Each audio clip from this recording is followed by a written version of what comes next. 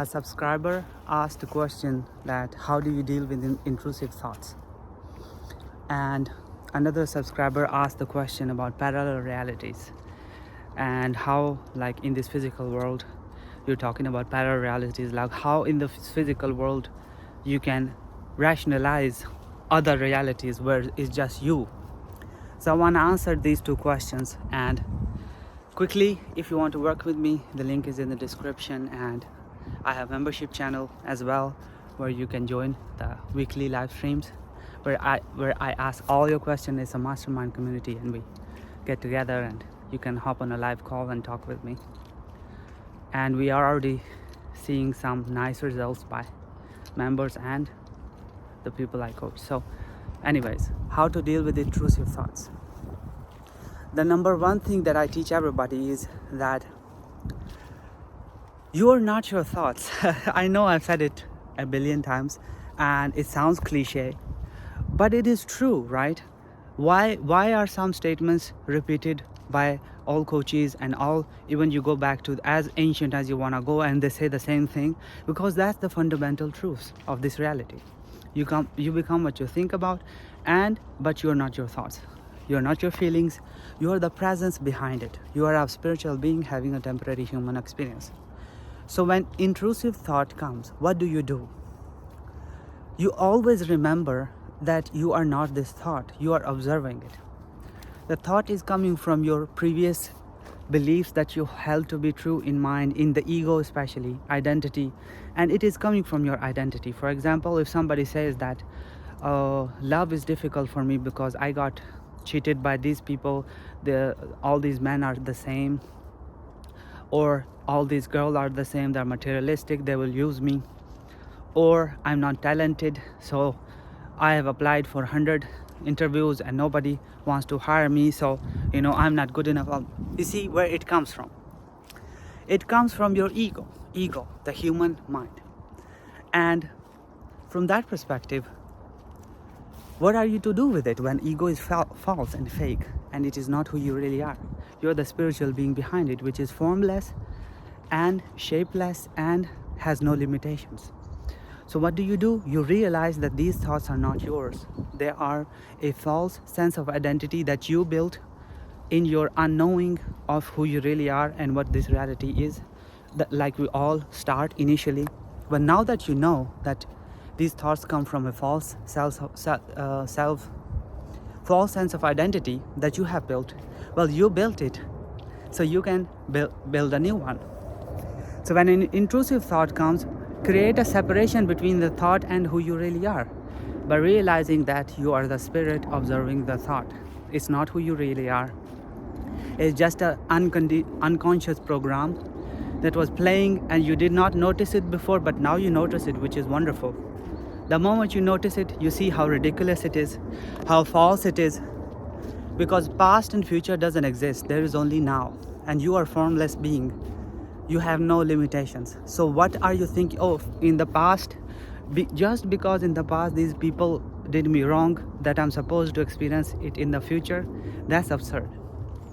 You're just projecting a false assumption from the past and making it into your present again. So stop doing that. Stop considering past, stop considering this false identity, and create a separation by realizing that you're not it. You're just having an experience of this false identity. And so you realize that but you are extremely powerful. This is not your thought. And since you created that identity, now you can create a new one by saying that I always get good jobs because I am one with God. I'm all that is. These jobs are not separate from me. Just like when I was coming to Russia, I would say that Russia is within me. It's not separate. So how the hell can they deny my visa or anything? I took all power away from them. And that's what I experienced. So start saying that everything is within you. You're all that is. So why should people not love you? Because you're all that is. You're all love. You're all happiness, all joy. Build a new identity from the perspective of being this presence of God, having a temporary human experience, rather than this human self that you are so worried about its intrusive thoughts. They have no power. unless you identify with them and say, oh, maybe that is true, right? Because, well, my past, this did happen and all that, blah, blah, blah, blah. It's all garbage. It has no bearing on your future unless you identify with it. So understand that intrusive thoughts come from a false sense of identity that you created in the past unknowingly, but now that you know it, you realize that it's not who you really are, because you are the presence behind your mind and you are having this temporary human experience, so you can safely discard it. It has no value unless you give it by identifying with it. And then once you are able to see that it is not who you really are and you created that identity, then you begin to create the new identity from the empowering perspective of being the presence of God, having this experience, and you are the dreamer who's having this dream, and you're all powerful in this dream. Whatever you put your focused attention on becomes real in your world. So this is how you deal with intrusive thoughts, by realizing that they are not of your own. Now the question of parallel realities, and the subscriber made two assumptions which are false. He said that how in this physical world can have parallel realities. Well, this world is not physical. Now even quantum physics and string theory is exploring the idea that when you go small enough, the smallest particle of this existence doesn't exist. It pops out of nothing and goes back into nothing, and they behave weirdly, right? It's weird behavior.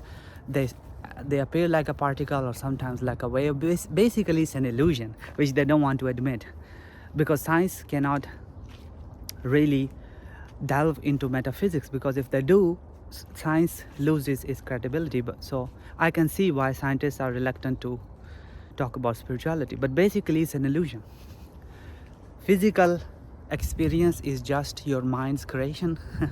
It doesn't really exist. So and the other assumption that you made, that we are local and just one, that's false as well. Your human experience on your waking consciousness here may appear to be one, but you are a multidimensional being. You're an individualized aspect of God. Everybody says that God is infinite, right? If God is infinite, then how can you, the individualized aspect of the same mind, same spirit, be just one?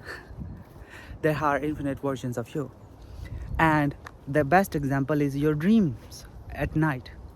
You go to those worlds, spiritual worlds, and you're having those experiences in spirit form. Some people even say that they are the alternate versions of you, because those dreams are weird, right? I'm sometimes in another country. I've been to New York in my dream, where I've actually not been yet.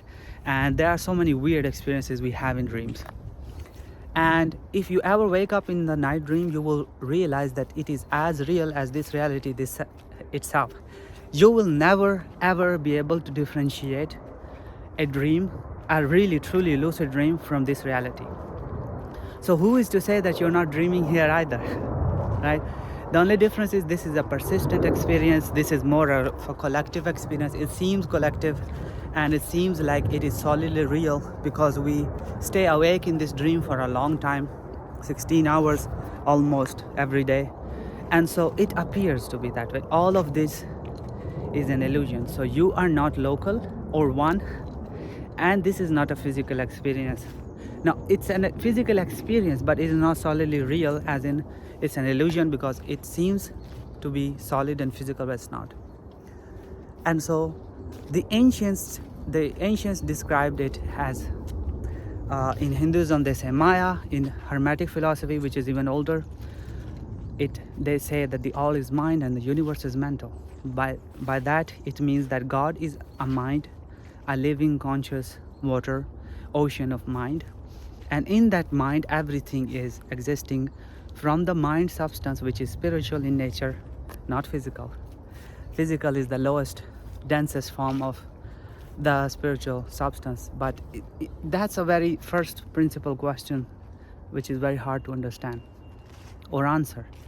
But the point is, God creates via imagination, and God is dreaming all these dreams, and so physicality really doesn't exist. It's just a human concept in this world, because we're having this experience and it feels to be that way. But when you dig deep, both in science and philosophy and in metaphysics, you realize that there is really no substance except the substance of God. Or in science they say the quantum potential or the quantum realm, right? There is no substance except the substance of God. And if God is infinite, the substance and the individualized aspect of God is infinite. In all versions, creation is finished, as Neville Goddard says. All states exist. The state of you being a poor man exists. The state of you being a rich man exists. The state of you being married exists. All versions that can possibly exist of you already exist in the spiritual form, in the form of God's substance. And so physicality doesn't really matter. So your next question might be, so how do I shift into a parallel reality? Well, imagine it. Simple. Just like answer that make a new identity in the previous question, that your current identity is forming your current reality. You make a new identity by saying that I am loved, I am blissful, I am abundant, I am living in Russia, for example, I am this, I am that. This new identity at first feels weird because you are still identified with the old identity. But the more you repeat the new identity, you will start to have a different experience. And this is what some might say that you have shifted into a new reality or your desired reality. So it's all mind substance. So you shift to a new reality via mind and imagination, because God creates with imagination. So you use your imagination and your words and you create the new identity, and you only speak of the new identity from here on out. And I guarantee you, your life will change. Like people will tell you, like, bro, you are winning in life. What did you do? You are not the same anymore. So you're not one, and this is not a physical experience. This is all a dream in the mind of God. So this is it for this video. Until next time, bye.